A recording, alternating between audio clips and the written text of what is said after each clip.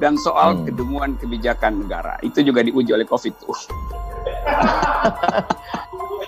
Kira-kira COVID ini menambah akal sehat atau menambah kedunguan? Banyak pejabat yang negatif COVID tapi positif stupid gitu.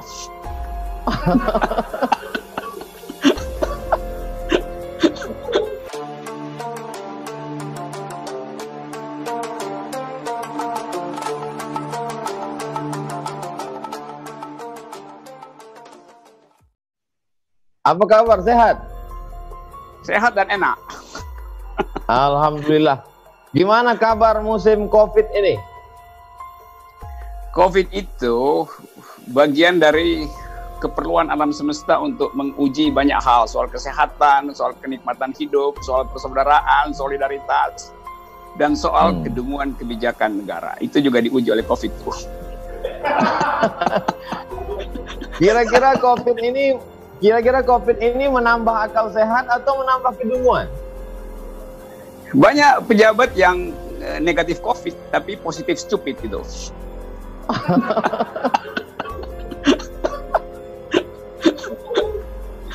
Gitulah, Ustaz. Oke ya, terima kasih ya diundang. Ya. Kenapa? Saya ucapkan banyak terima kasih atas kesediaan Bung Rocky. Bung Rocky pernah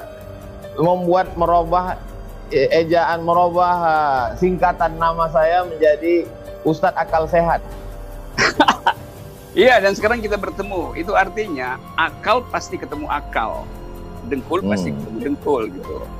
Akal sehat pasti ketemu akal sehat, akal maling pasti nyari akal maling gitu kan.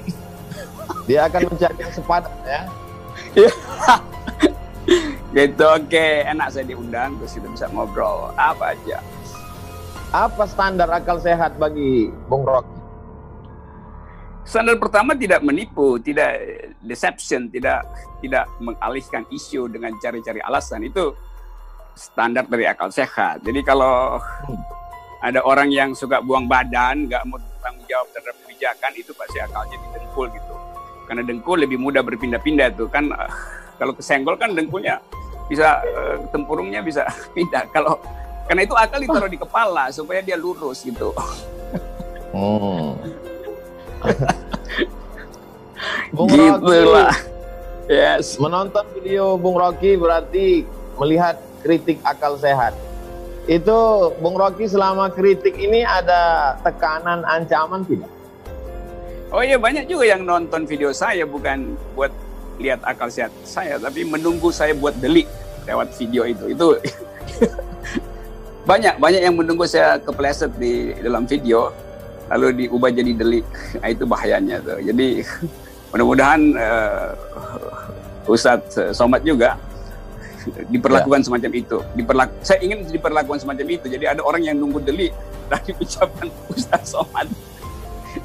Karena lebih banyak orang yang menunggu delik daripada menunggu akal sehat. Itu sebetulnya problem kita begitu. Penonton buzzer itu lebih banyak. Ya. Mereka yang menunggu delik ini masuk kelompok mana ini? Itu masuk partai buzzer sejahtera. Karena mereka jadi sejahtera dengan jadi buzzer gitu. Ngelaporin orang, lalu dapatlah amplop-amplop. Tergantung kualitas buzzer. Ada yang tebal, ada yang tipis. Ketika buzzer memusatkan perhatiannya kepada para cendekiawan, para ulama, lalu kemudian sekarang mulai mengembangkan jaringannya, menghantam sampai ke komika. Apa yang terjadi sebenarnya?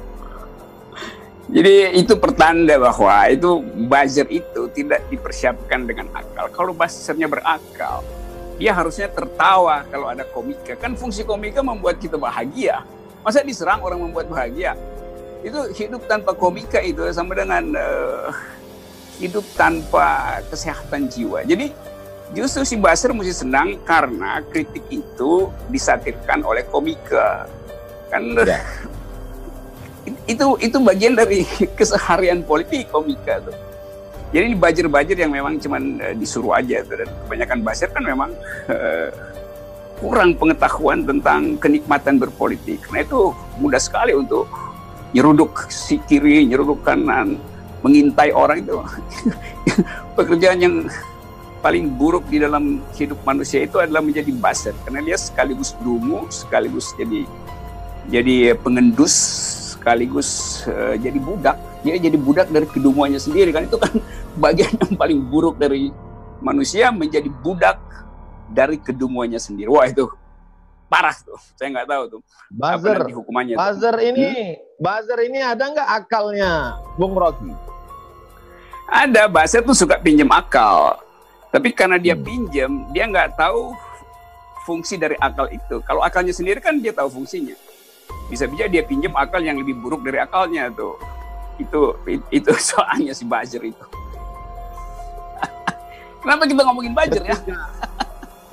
Ketika buzzer mengkritik ulama, mungkin follower ulama tidak begitu banyak di dunia maya. Ketika buzzer menyerang kritikus atau ya seperti Bung Rocky Gerung, mungkin tidak sebesar viewer, follower komika, karena mereka artis, mereka banyak pengikut, banyak. Apa yang terjadi sebenarnya? Buzzer itu kan dia seharusnya paling nggak dia mampu bikin klasifikasi siapa yang efektif untuk diserang itu. Kalau dia pakai otak, dia serang satu tokoh akarnya, maka pohonnya goyang, pohonnya rubuh, dahannya kering, lalu daunnya gugur. Ini dia serang daun, akarnya masih kuat. Kan itu buzzer yang nggak punya IQ kan. Jadi dia capek serang kiri kanan, dia serang ulamanya diamin aja tuh, nggak terganggu dengan soal-soal begituan. Dia sering kritikus, ya kritikus juga anggap ini ngapain ngeladenin buzzer. Akhirnya dia sering komika, yang adalah daun gitu. Dan nyerang daun itu percuma karena daun itu bergoyang. Kalau dia serang akar, buzzer ini menyerang akar, bisa pohon itu tumbang. Tapi kalau nyerang daun, itu komika makin senang tuh. Dia akan berbalik lagi tuh. Daun itu lentur, karena itu nggak begitu diserang, ya udah dia melambai-lambai aja si buzzer, dia pusing. Kan komika yang kemarin diserang akhirnya, ya. Kalau mereka berakal, semestinya apa yang diserang? Akar itu apa yang Bung Rocky maksudkan akar? Kan dia mesti nyari bagian paling kuat dari oposisi itu.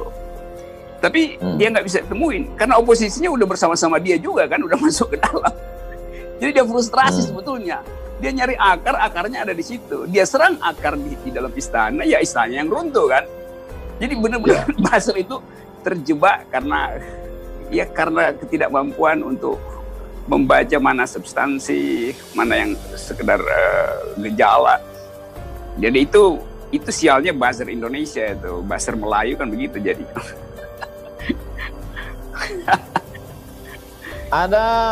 Ada slogan revolusi mental. Sebetulnya yang tepat revolusi mental atau revolusi akal sehat, Bung Rocky?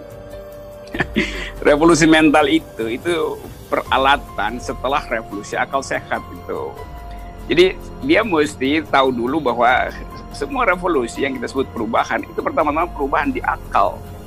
Nah kalau yang mau revolusi mental akalnya nggak sehat, itu artinya revolusinya juga pasti mental, bukan mental jadinya. Revolusinya mental balik. Dan sekarang kita lihat revolusi mental itu mental balik pada pembuat gagasan itu. Kan terlihat dalam hari ini defensif, sikap defensif. Jadi tidak terasa bahwa slogan itu berisi, kan semua orang bicara revolusi mental dan isinya kosong, karena revolusi yang tidak dituntun dengan akal pikiran, dia betul-betul jadi retorika aja. Kalau kita mau revolusi dengan akal sehat, kita mesti manfaatkan fasilitas pedagogi, mendidik rakyat, memberi rakyat kepercayaan diri. Tapi kalau revolusinya sekedar diucapkan sebagai slogan, dia jadi demagogi, bukan pedagogi. Jadi berbusa-busa ngomong, tetapi point of view-nya tidak ada. Padahal revolusi selalu dituntun oleh paradigm, oleh point of view. Nah, pemimpin yang nggak punya point of view, dia akan kelabakan untuk lihat mana sebetulnya elemen paling strategis untuk memulai satu revolusi mental. Saya dulu berpikir revolusi mental itu artinya mempersiapkan publik dengan kecerdasan sesuai dengan perintah konstitusi, cerdaskan kehidupan bangsa. Kan konstitusi cuma perintahkan 2 hal pada presiden, cerdaskan kehidupan bangsa, pelihara fakir miskin. Di situ sumber revolusi mental tuh. Yang terjadi enggak, kecerdasan bangsa merosot terus, karena jalan pikiran tidak dibangun, yang dibangun jalan tol, itu buruk sekali kan. Juga kesehatan masyarakat tidak dijaga, karena dana sosial itu dialihkan untuk dana infrastruktur dan pemenuhan akumulasi ekonomi. Jadi 2 soal itu yang seharusnya jadi target dari revolusi mental, kecerdasan bangsa dan kesehatan publik, tidak dijalankan oleh yang mendapat amanah dari rakyat. Gitu.